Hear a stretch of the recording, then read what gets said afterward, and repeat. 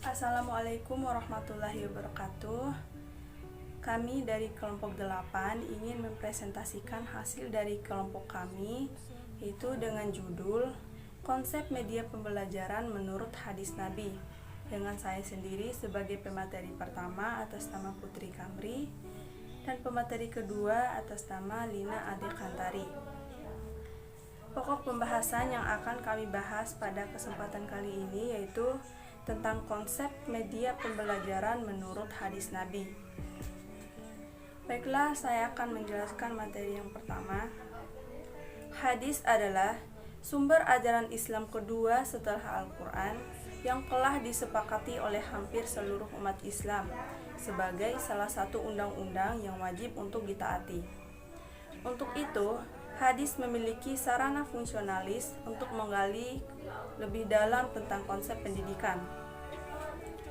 Ada beberapa pengertian mengenai pembelajaran atau teaching menurut para ahli, antara lain yaitu yang dikemukakan oleh Cronbach. Pembelajaran adalah upaya untuk merubah sikap seseorang sebagai hasil dari sebuah pengalaman.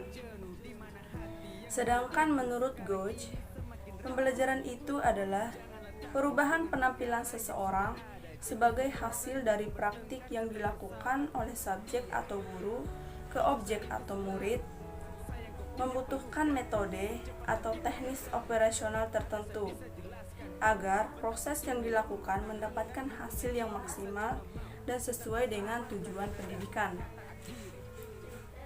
Ada beberapa metode yang digunakan dalam pembelajaran, yaitu sangat banyak dan juga variatif.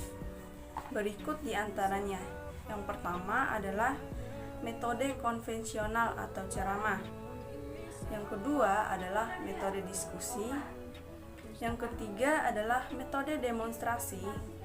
Yang keempat adalah metode resitasi. Yang kelima adalah metode ceramah plus. Yang keenam adalah metode percobaan, dan yang ketujuh adalah metode perancangan, dan seterusnya. Dalam menanamkan ajaran dan petunjuk hidup di hati umatnya, Rasulullah mempergunakan metode yang cukup baik dan juga berkelas atau high level, sehingga ajarannya benar-benar tertanam kuat dan dalam jiwa dan mendarah daging di hati umatnya. Metode yang diterapkan Rasulullah ini layak untuk dikaji agar diketahui bahwa praktek-praktek pembelajaran yang ia lakukan dapat dijadikan sebagai role model dalam proses pembelajaran di dunia muslim saat ini. Praktek pembelajaran Rasulullah SAW dilakukan dengan cara mengorganisir peserta didik dengan rapi serta tujuan yang diinginkannya atau learning object sesuai dengan subjek yang hendak dicapai.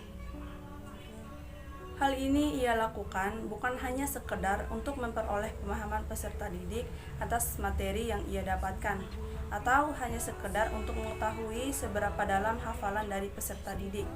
Namun lebih dari itu, pembelajaran yang dia lakukan untuk melahirkan kader-kader pendidikan umat.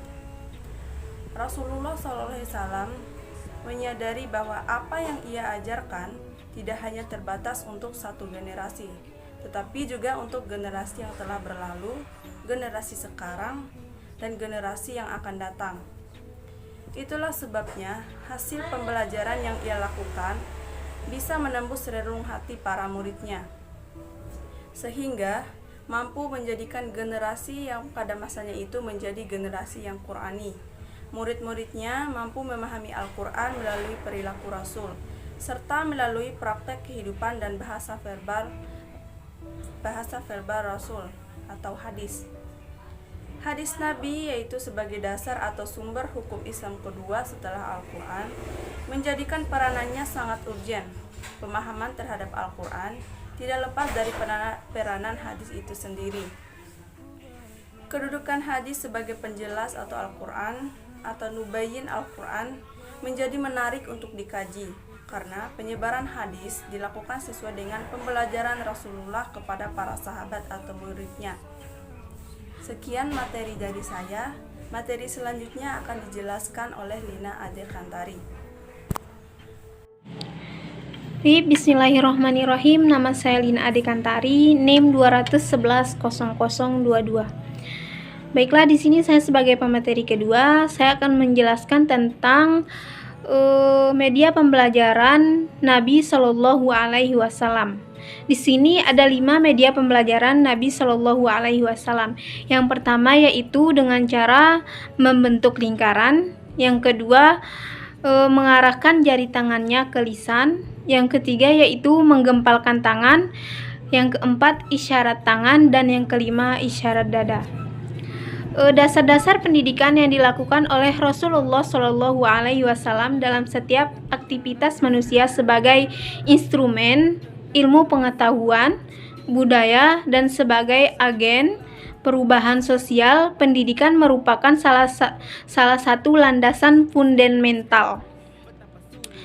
Nah, dalam membina dan mendidik para sahabatnya, pendidikan Islam baik sebagai konsep maupun sebagai aktivitas yang bergerak dalam rangka membina kepribadian yang utuh dan kepribadian yang utuh dan perimpunan merupakan salah satu dasar yang kokoh. Mungkin sekian dari saya. Wassalamualaikum warahmatullahi wabarakatuh.